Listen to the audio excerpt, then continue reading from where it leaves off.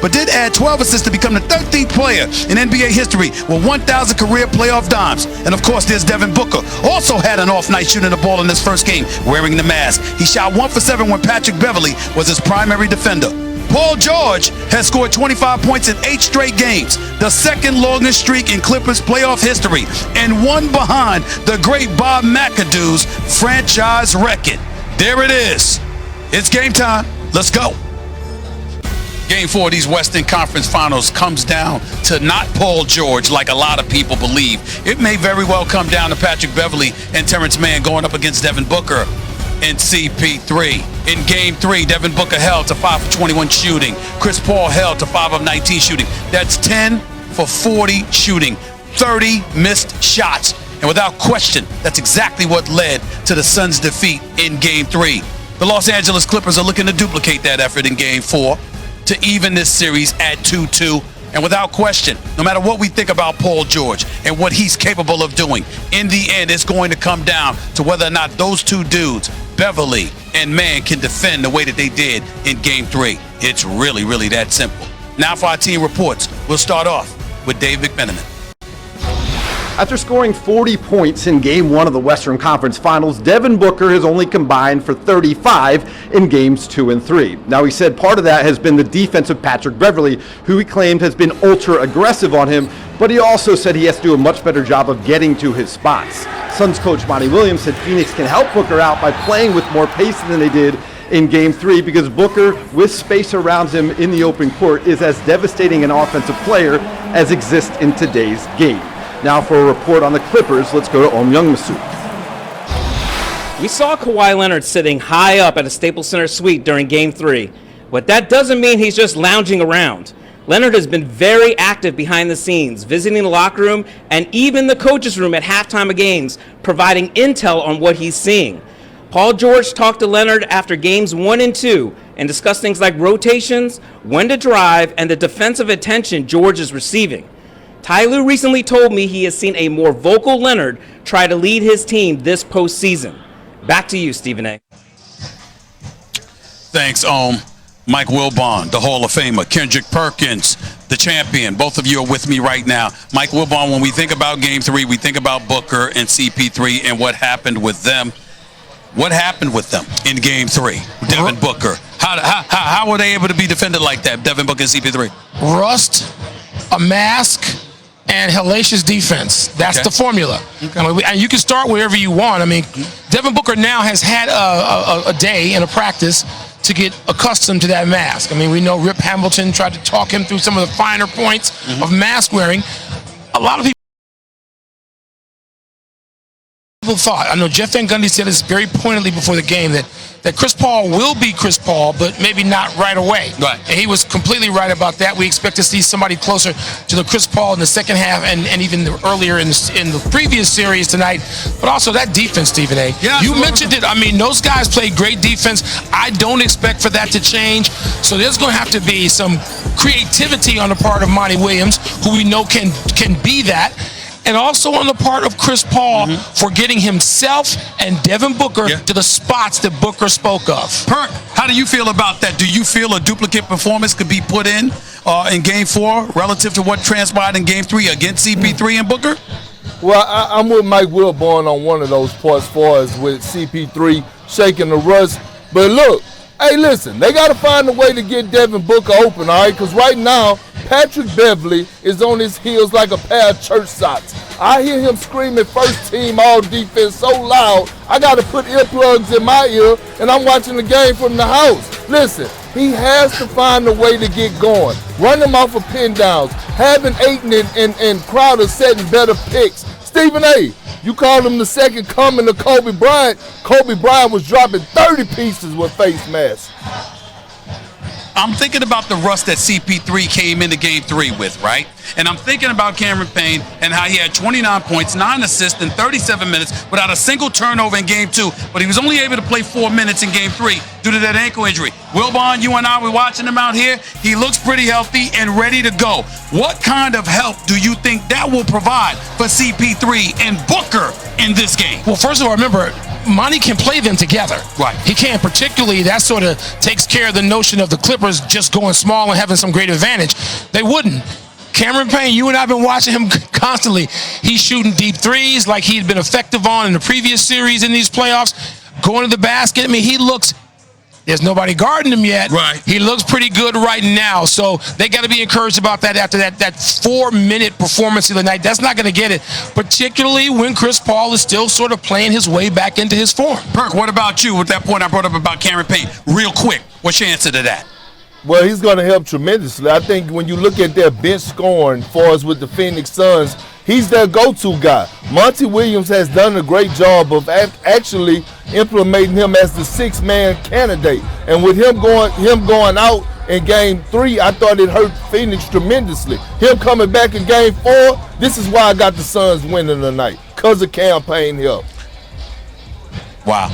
That's why I brought him up, because I'm thinking that he's got that kind of impact, and that's going to help CP3 and Booker to make sure they don't look the way that they look in Game 3. We shall see. Coming up, the Bucks turn the heat up on Ice Trae and the Hawks. What this means for Atlanta in Game 3. Plus, with Kawhi out, we take a look at Paul George's evolving game with the pressure turned up this postseason in the latest Off the Chart. The Bucks' 34-point win is the second largest in a conference finals or division finals game after losing Game 1. Milwaukee has now won its last 3 playoff games, coming off a loss. Back to Mike Wilbon right here with yours truly. What did the Bucks do to Trae Young, and will it continue? I don't think the Bucks did anything to Trae Young. Really? No. The Atlanta Hawks did that to themselves. I mean, we get on Milwaukee when they just sort of go absent, right? That's what the Hawks did. And Milwaukee needed that. I mean, let's face it, you and I both thought there was going to be a beatdown last night, and there was a beatdown. That was the most predictable result we're going to get out of this series. I expect the real series to begin tomorrow, Stephen A. Look, they gave more effort and energy and attention to Trae Young. There's no question about that. But I just negate everything we saw last night, because I don't believe last night's result will have anything to do with the rest of the series going forward starting tomorrow. I don't just negate it. When you get beat down like that, I got to pay attention to that. Especially, Mike, when you listen, I'm not going to get on him for shimmying or whatever, because he's earned it. He's been balling. That's his the thing. flip side to it, there's trees over there in Milwaukee. Drew Holiday's a big guard. Obviously, Chris Middleton is no shorty. All right, PJ Tucker is not a softy. Giannis is Giannis, and Brook Lopez looked relevant. I mean, I can't ignore that. But you know they don't always play that way, and you know they might not play that way tomorrow night if we're talking about the Bucks. If they do play that way, what can the Hawks do about it? Not as much as they'd like to think. Look, it's on Milwaukee, Stephen A. They came out, they flatlined Game 1. Then they got angry at themselves and probably angry at Atlanta, and they played last night like they're supposed to play. I don't mean the result, 30-plus points. I mean with that kind of effort and attention to detail. We don't know what. The one thing we've learned about Milwaukee over the last 3 years is their consistency is simply not there. I don't know what to expect from them tomorrow. Yeah, I get all of that, but my flip side is this. I'm looking at Giannis and the level of aggression, and I'm saying Milwaukee said, look, we're big boys. We're the big boys in this series. That's right. Take it to the rack. Don't settle for threes. Take it to the hole. Get the high percentage shots and force them to have to make those threes in order to compete with us, because we're going to shoot high percentage shots. We're going to make them. Why do they go absent? Why do they go away from everything you just said? I don't trust them at all to go back to the formula that was so successful last night. We saw it in the previous series at times against Brooklyn. We saw it in the opening series when they swept. Stephen A. I got you. Can't trust the Bucks. I understand. Can't trust the Bucks. No, but not yet. It's side 1-1. Not yet. Anyway, I got to move on. The Clippers, remember that? They have never reached an NBA Finals, and if they're going to change that this postseason, they'll need a huge series from star Paul George. Kirk Goldsberry takes a closer look at PG-13 in this edition of Off the Charts. As we've seen this postseason, Paul George is still one of the best scorers in the league, and if the Suns want to beat the Clippers, they'll need to slow him down. George can score from everywhere, but at 31, he now does the biggest share of his damage out here, beyond the three-point line. He made a staggering 53% of his corner threes this season. He can shoot from every angle, but his numbers get better the closer he gets to the corners. Nobody leaves PG in the corner. Moving inside the arc, George can hit pull-ups and fadeaways in the mid-range. He hit 47.4% of his 213 non-paint twos this year.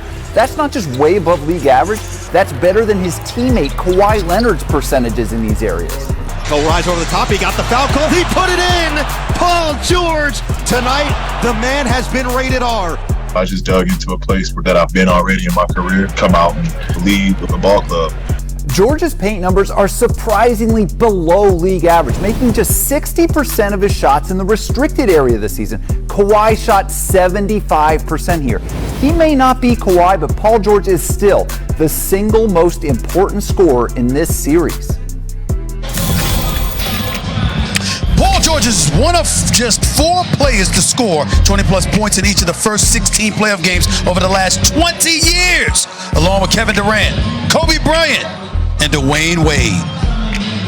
On the other side of the break, it's time. You know what time it is, Wilbon? I think so. Oh, no, you did it. I think so. Oh, no, you did it. Let's go to my top 5. Number 5 on the list, Scotty Barnes makes this shot over his head at the NBA draft combine. That's a brother that want to play in the NBA, y'all. That's a brother that want to play. Oh, no, you did it. Do the shimmy and then throw it over your head. Oh, no, you did it. I know one thing. You better not miss jump shots once you get to the next level. If you can shoot it over your head, you should be able to shoot it face in the basket. I'm watching you, Scotty Barnes. I'm watching you. Let's go to number 4 on the list, please. Give it to me. In transition, the great, the lovely Candace Parker. Look at this. No, look back. Candace Chicago look zone, at Stephen that. A. Chicago zone.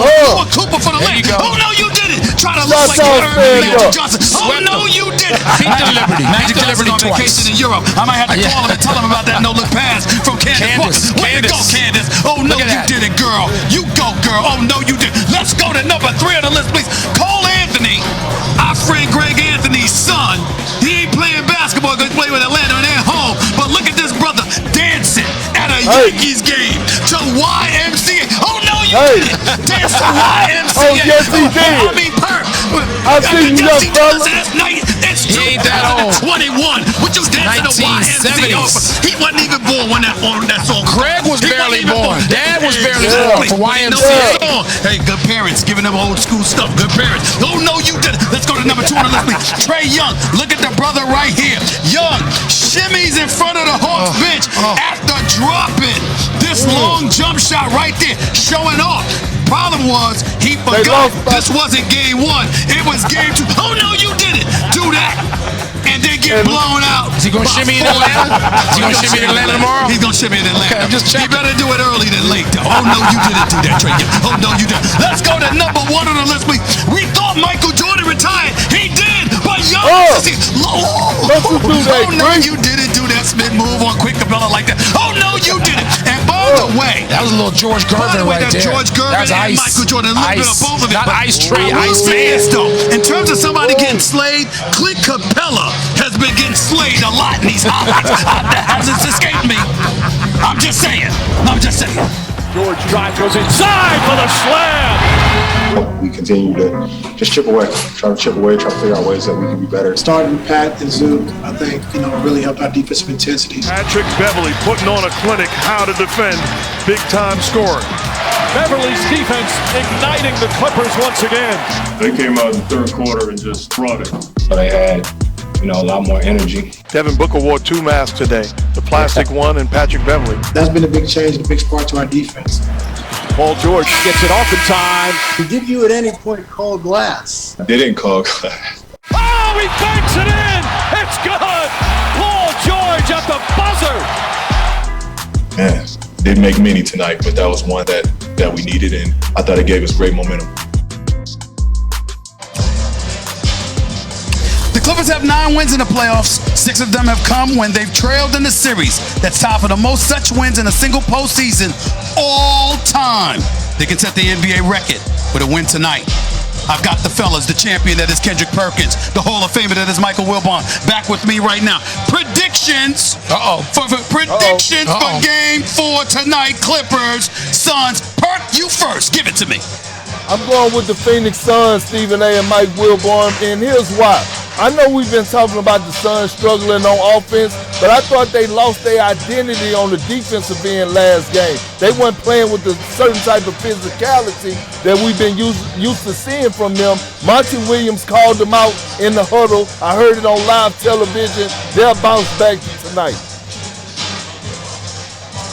Michael Wilbon, give it to me. Your prediction. And by the way, our little birdie told me you wasn't sure about your prediction as recently as an hour. I know. Going back to the original. Oh no, you didn't. Who's winning the game tonight, Mike Wilbon? I picked the Suns in 7 at the start of the series. The only way this series goes 7, 6 or 7, is if LA wins tonight. Right. Oh, no, so I'm going to stick with my pick. Suns in 7. I know. I switched it up on Perk. I switched it up on him. I did. I'm going with the Clippers tonight to even the series. I'm going to keep the Suns in 7. My original pick. Mike Wilbon, one of the great things about me is that I know I'm not. I simply steal from those who are. You understand? I picked the Suns in 7 too, and as a result, I know that if the Clippers lose tonight, it ain't going 7. It'll end in 5 Monday night with the Phoenix Suns. Besides, I want my beautiful sister to fly out here and see me, and she ain't doing that if the Clippers lose. So I'm rolling with the win. The Los Angeles Clippers will win Game 4. They will even this series, and it's going back to Phoenix with a best 2 or 3. Best 2 or 3. Best of 3. Drama. That's what it comes to. Drama. There we go. Big Perk. Mike Wilbon. I told you we were going to stop, drop, and count it all down. Welcome. Open up shop. There you go. To NBA Countdown. Thank you, DMX, for blessing us, gracing us, and helping us get to our Western Conference Game 4. Maria Taylor alongside Adrian Wojnarowski. Jalen Rose is blessing you with a rose suit. I don't know if you can get close enough to really see it. I'm trying to keep up with you. That's all. That's all we're trying to do. And Jay Williams is here. He's the baby brother. I'm the grinder. You're the grinder. Keep grinding it out. What do we got to do? Be the brains of the organization. We got to get you set for Game 4, okay? But we also want to talk about what we've been seeing in the East, and I usually start with the Hawks, and I've been lucky because they've been winning a lot of games, but now we're going to have to start. It's going to sound a little different. It's time for tonight's three-point performance brought to you by Mountain Dew. It's all Bucks, though, guys. After making just 8 three-pointers in Game 1, the Bucks came out firing in Game 2. They hit 7 threes in the first quarter on Friday, tied for their second most in any quarter in franchise postseason history, and the Bucks finished with 15 three-pointers in the game. Now, none of which, though, came from Giannis, and I know that Jay Rose is happy to hear that. Love it. He was dominant in the paint, though, and he scored at least 20 points in this part of the court in 6 straight games. Over the last 25 postseasons, the only player with a longer streak is Shaq, and in total, Giannis has already scored 50 points in the paint against the Hawks, and obviously, literally, the Bucks, they just thrashed the Atlanta Hawks, and they were up by 30 literally at halftime, so it was an impressive win. But what would you say stood out to you, Jay Will, about the Bucks victory? It was a mindset. That was a world championship Bucks team, and sometimes that feels like the light is off with them, but yesterday the light was on. They ramped it up, and it starts with Trae Young. They kept him out of the paint. They were physical with him, but they didn't foul, and they made him settle for shooting a lot of threes. And when you go against Trae Young, if you could take him out of the ball game, then that game is over. And they were physical with him, and Giannis was just dominant. I mean, that little shot he had at the rim, I mean, that's how you want this team to play, because that's how they win a championship. And also, Brook Lopez gave him quality minutes because he was the person they was taking advantage of in the pick and roll. So it's great when he could give you some offense. But the difference maker for me was Drew Holiday. In the first game, he had 30 and 11 dimes. In the second game, sorry, Marie, he held Trae Young to 3 for 11 from the floor. He made 3 threes. He's been a difference maker at the point guard spot. Yeah, and when Milwaukee traded for Drew Holiday in the offseason, they thought about him shutting down all those great guards in the East. They knew they'd have to go through Brooklyn. I'm not sure they thought they'd see Trae Young in the conference finals, but that's his job here. And Jalen, you mentioned his comfort level, and it took him after the trade in the final year of his deal to start to feel comfortable in Milwaukee, and that's why he signed that 4-year, $125 million plus extension in April. And this is a player who, when they put this team together, imagined could be the final piece for them to finally get over the hump in the East. We talked about the Bucks having a big 3 and the critical piece that Drew Holiday plays in that. And we also talked about, I mean, we had a whole telestration about how they defended Trae Young, and we saw the difference in Game 2. They were completely and utterly all over Trae Young, and he struggled offensively as Atlanta was trying to get it going. And it was also, he turned the ball over on 21% of his passes in Game 2. That's the highest percentage in a game by any player to attempt at least 30 passes over the last 8 seasons. For perspective, though, there have been over 90,000 instances of a player recording 30 passes in a game during that span. But after the game, this is what Trae had to say about all of his turnovers.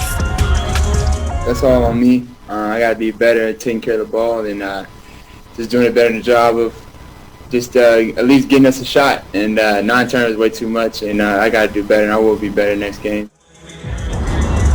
So those 9 turnovers for Trae Young, obviously he would love to take that back, but you did a great breakdown about how they defended Trae, the drop coverage and the pick and roll. What changed? What made it different for Trae Young's looks? Drew Holiday. I mean, he was very physical. Drew Holiday is 6'3", 205 pounds. Trae Young is listed at 6'1", but he might realistically be 6 foot, right? So when you have a guard that stays on your hip, that doesn't foul, you gotta do. Trae Young is so good at drawing fouls. He's 3rd in the NBA at free throws attempted per game, around 9. He only attempted 3 free throws yesterday, Jay. And I mentioned that he was 3 for 11 against Holiday, but Maria, 6 of those turnovers were also against Drew Holiday, who does a terrific job of getting in Trae's hip pocket.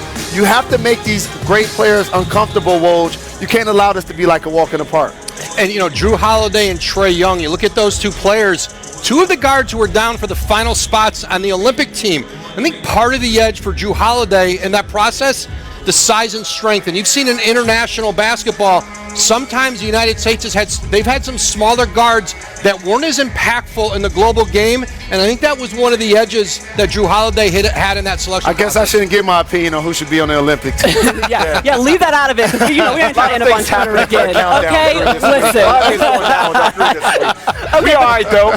We talk about defensively what Drew Holiday was able to do. Trae went 6 for 11. Obviously, those 6 turnovers. But if you're Atlanta, let's go get back on the plane. You're headed back to Atlanta. You split it 1-1. You did what you did right. You wanted to take the home court advantage away. What's the response you're supposed to have in Game 3? Trae Young's supposed to take care of the ball, and then you need Kevin Huerter, you need Bogdanovich, you need somebody else to help carry the load offensively. They need somebody else to step up. It can't just be all on Trae Young to manufacture everything off points and assists. Atmosphere is the word that comes to mind for me, because I don't have to tell you, Money T, but Atlanta's going to be on fire when the Hawks return. They're going to be so excited for this team to be in the Eastern Conference Finals. They're going to feed off that injury. The problem is they're short-handed. It was great to see Reddish come back. The Bogdanovich, what's going to happen with his knee? Trae Young is nursing the shoulder, but they're doing a good job of finding a way to still, get the job done. Yeah, it doesn't matter how many points they lost by in Game 2. You lose by 1 or 30 in the playoffs.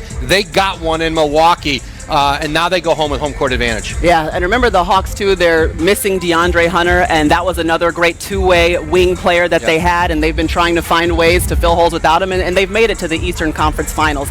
So we'll see what they're able to do when they return to Atlanta, and obviously Outkast is there. Oh, my goodness. 2 Chainz. Bo bracelets in the building. We'll see what happens, okay? But we're getting set for the Western Conference Finals Game 4. We've got the Clippers taking on the Suns, and obviously I'm just going to call them the comeback Clips. And Paul George looks real focused right now in the locker room. And I've liked the way that he's not only being his intensity that he's brought, but attacking the basket with ferocity, not just selling for jump shots. All right, talk about Chris Paul did come back in Game 3, but struggled in his return to the lineup after missing time due to health and safety protocols. He shot just 26% from the field, the 4th worst field goal percentage in a playoff game in his career.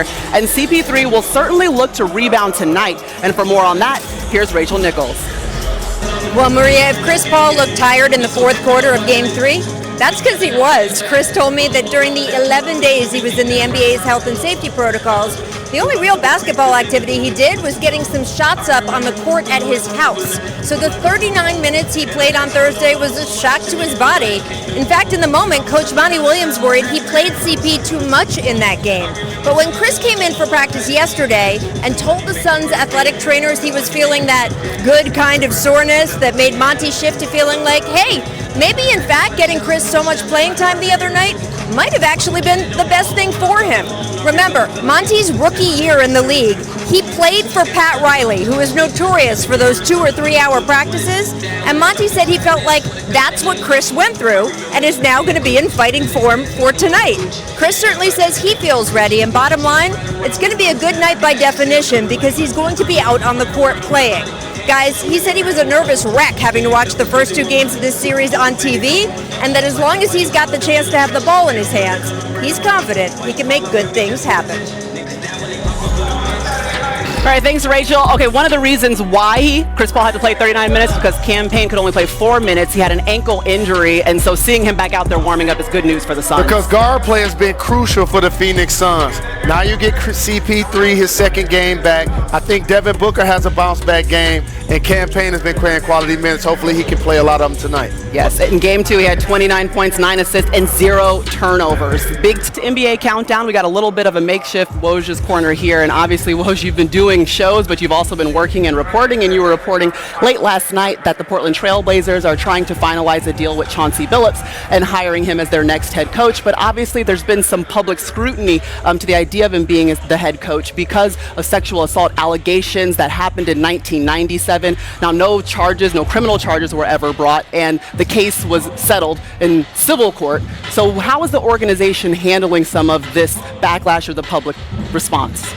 Maria, the Blazers met with Chauncey Billups in Seattle on Wednesday, and they were convinced that he was their choice after that meeting. But I'm told they continued their own internal investigation into those 97 charges throughout the day Thursday, throughout the day Friday, before they offered him that job on Friday night. And listen, Portland knows that Chauncey Billups had been vetted by a number of other organizations prior to this process, including the Clippers, who hired him as an assistant coach last year, and the Cleveland Cavaliers, who previously offered Chauncey Billups an elevated position of president of basketball operations. They didn't rely on those probes, and I'm told in their conversations with Chauncey Billups, he recounted his version of those events a number of times, including with Neil Olshey, their president of basketball operations, and their owner, Jody Allen, and that those aligned with what their investigation had found. So they're continuing now to finish up a contract, finish up terms on a deal, and you can expect Chauncey Billups to be introduced as the Blazers' new head coach, perhaps as soon as early next week. All right, well, we'll stick with you for all of that reporting, and obviously the other two jobs we'll be waiting on will be the Wizards and the Magic to see who their new head coaches will be. All right, that's the Woj's corner. Meanwhile, you don't want to be caught in Patrick Beverley's corner. He's been playing some really great defense. He held Devin Booker to 5 of 19 shooting last game, and we'll see if that defense can make a difference again in Game 4 for the Clippers. Not a baby Bjorn, though. That was probably like the best way to sum up the way Patrick Beverley was playing defense on Devin Booker. He's limited Booker in the series, which led him to moving into the starting lineup in Game 2. Now, Booker has shot just 5 of 19 when Beverley is the primary defender, averaging under half a point per play. He has shot 40% against all other defenders, and obviously slowing down Devin Booker is a big part of anyone who's going to try to have success against these Phoenix Suns, and it seems as though they found the answer. I mean, maybe, I don't know. It's been Pat Bev. I mean, how have you seen it actually happen, Professor J. Will? You can make so much money when you understand who you are and what you do exceptionally well. And Patrick Beverley has one job. He has one objective: to disrupt the rhythm of Devin Booker. Let me show you guys what I mean in this tape. It's the perpetual ball pressure that you love about Patrick Beverley. He's going to meet Devin Booker early. You're going to see him here. Balls being casually brought up the court. You know what? I'm going to make you work right now. 47 feet away from the basket. I'm going to disrupt your vision. Now you're going to see the Suns are trying to get into this set. CP3 is going to try to go to the corner. You're going to have Campaign trying to go up top. It's going to be a little play where you're going to have 1-2. You're going to have him pop off Jay Crowder. Jay Crowder's going to be looking for the ball, but the pressure forces Devin Booker to see an opportunity and go. The floor spacing isn't even really there. He gets a hand on the ball, and this is everything. This is what you love as a defender. Look at the energy of Patrick Beverley, and look at Devin Booker. Devin Booker's barking at the ref, then he goes back toward the ref, Jay Rose.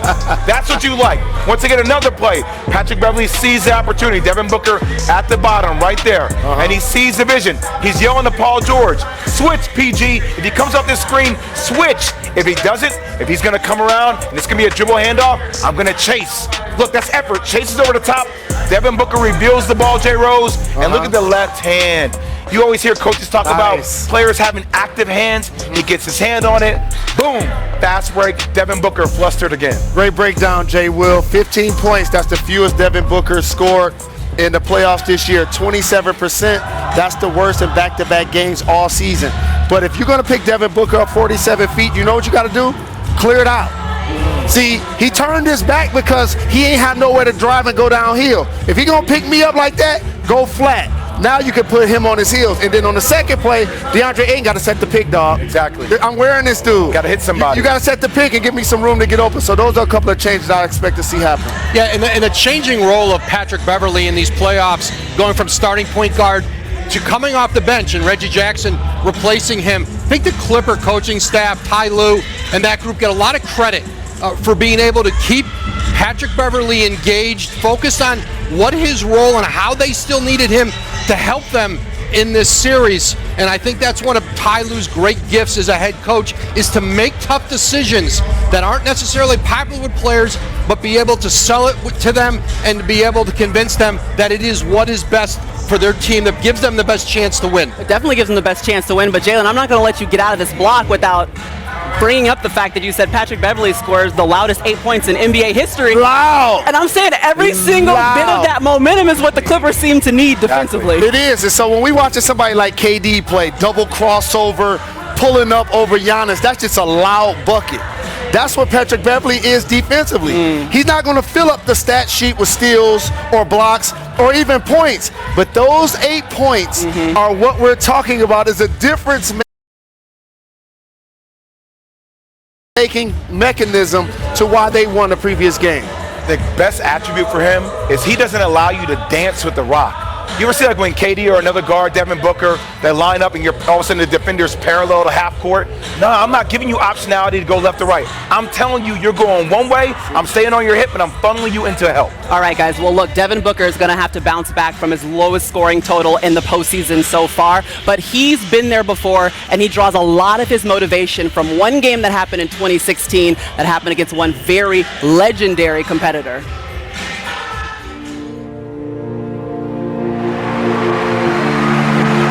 Booker from deep. Wow. Kobe, he's got it. Booker, tough shot. Oh, drains him. We had a short conversation on the court, and then he left me with, meet me in the back. Let's chop it up for a little bit.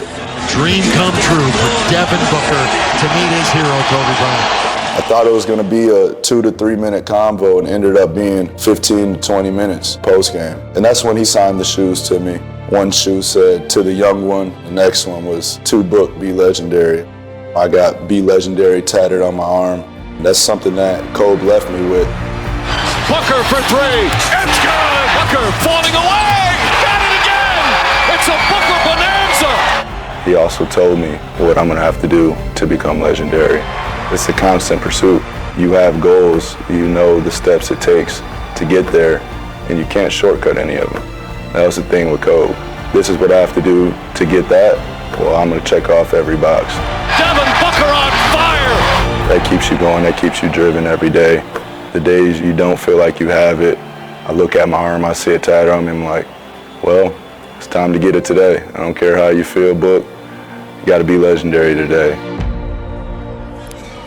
That's got to be an incredible experience for a young player. Now, the Suns did win that 2016 game. Booker outscored Kobe Bryant 28-17. And guys, really, we'd be remiss if we didn't mention this, but 25 years ago today, Kobe Bryant was drafted into the NBA, and obviously we're in the house that Kobe helped build, so we had to bring that up. But the impact that he's had on Devin Booker and how he's trying to build his legendary status in this postseason, every single game matters to him. Absolutely. Rest in peace, Black Mamba. And like Kobe Bryant, Devin Booker, and even Giannis to a certain extent, I'm glad to see their effort in being legendary pay off, because at different points in both of their careers, mainstream media and so many fans felt like they should leave their current location, Milwaukee or Phoenix, for greener pastures. Devin Booker continued to work, continued to lead. Now he's in the Western Conference Finals. And this Western Conference Finals is a huge learning opportunity for him, considering it's his first one. Look, you can't combat physicality with finesse, J. Rose, right? And I think that's what you saw throughout the progress of Kobe. Like, there would be times he would sometimes fade away, but most of the time he created contact. He got to the free throw line. And I think that's an opportunity for D-Book to punish Patrick Beverley, get to the free throw line, them say, hey, your hands can't be on me all the time, but you have to combat that with being physical as well. And listen, it was hard going for Devin Booker early and his career in Phoenix. This was a very dysfunctional organization with constant issues at every turn, and you did wonder whether he would be here long term. But two people came into his life in successive years: Monty Williams as coach, and then Chris Paul as his point guard. And it has not only changed the trajectory of this Suns franchise, but it's changed Devin Booker's career. Let's take it back to the court a little bit and decide what the Suns have to adjust offensively. Because we saw in that first quarter, DeAndre Ayton had 10 points. He didn't get a ton of looks in the second quarter. Is it necessary to go back to the big man, feed him, or what are the ways that they can get more looks? Chris Paul was obviously off, but he's coming back from COVID protocols, and we don't know when he's going to feel like himself again. Well, we knew Chris Paul wasn't himself his first shot because it was an air ball. Yeah. And I like what Monty Williams said about getting him those minutes to kind of get him ready and integrated to this game. But I'm going to throw out a couple of names that we haven't mentioned. One in particular, Jay Crowder. They're going to not only need him to make shots, but they're going to need him to be a bodyguard for Devin Booker to help get Patrick Beverley off of him. Same with another name, DeAndre Ayton. And we saw Cameron Payne out there shooting. Hopefully the young fella's healthy and can play some quality minutes tonight. See, I want to increase the pace of the game. I think when we saw in Game 3, there was a lot more half-court sets where CP3 dominated the ball, pulled it out, got the miss up. I'm not saying you can't do that when it's called for it, but increase the pace of the game. Give Devin Booker easy looks at the rim. Get it same for CP3. Work inside out instead of taking so many three-point shots outside in. And that's the answer to the question. In order to get DeAndre Ayton more touches and more points, they got to play faster. They're not going to come down and just drop it to him for post-ups like you see him working on right there. You know, the Suns player we don't talk enough about is Mikal Bridges. Yeah. And in this series, he's held Paul George to 3 of 10 shooting as the primary defender. But this is a player who came out of Villanova, had won 2 national championships, and just had such a winning pedigree and has really blossomed under Monty Williams. And this is a player coming up on his rookie extension in the offseason. This is a $20 million a year player in the NBA. TJ Rose, too, if you're Monty Williams, you're telling CP3, hey, I know Cam Payne got hurt last game. You had to play 35-plus minutes. I don't want you to be worried about managing your minutes this game. Run. When you get winded, let me know. I'll get Cam Payne in there, come right back in there, play fast. You see the Clippers have heavy legs. Make them feel that pain. But also with Cameron Payne and CP3, that now frees Devin Booker up to come off screens. And that's another thing. They got to put Patrick Beverley in the pinball machine. Force him to chase Devin Booker off screens. Get Booker some open shots. Hey, look, Chris Paul and Devin Booker missed 30 shots combined. I don't imagine a world in which that happens again. That's their most combined misses, ties for their most this season. So I don't imagine that happening again when they can get those looks, the mid-range that we love to see CP3 knocking down. And he did say that he wants to increase the pace in this game here tonight. Plus, it helps you find your rhythm. I mean, when CP3 is taking a jump shot for his first shot, get to the free throw line, build that lather up. I mean, that's what you want to see for Devin Booker, too. Play inside out is so important. Absolutely. As you see, as Maria just mentioned, having those 2 guys miss 30 shots, that's not normal. Yeah. That's historic. And both of those guys, here's what you watch for. The art of the mid-range. Both of those guys are in the top 4 in the NBA at making shots in the mid-range. Watch both of those guys get into those operating areas. I also feel like I'm, just knowing CP3 a little bit how competitive he is. Yeah. When you watch that Game 3 and you saw Patrick Beverley make shots or go to the crowd, get everybody hyped up. You saw Reggie Jackson come down and do his little thing on the ground. Like all that stuff, like that sits with a guy like CP3. It's like, oh, y'all won 1 game. And this is how we're acting? Okay, like that stuff can transition to a game like this. And don't forget, too, the way that CP3 was playing against the Nuggets in the series before, I mean, he was 65% on those non-paint 2-pointers. I mean, he was knocking them down coming off the 29-point game. I mean, the way that he was playing, if he gets back to that, I mean, it could be lights out in this Western Conference Finals series. So we'll see whether or not he can get back to that again. Played 39 points in his return from health and safety protocols. Meanwhile, Paul George, he's had to shoulder a lot of the scoring responsibilities for the Clippers. And coming back, we're going to talk more about PG shooting. Kirk Goldsberry will delve into exactly how and where the Clipper star is shining the brightest on the court.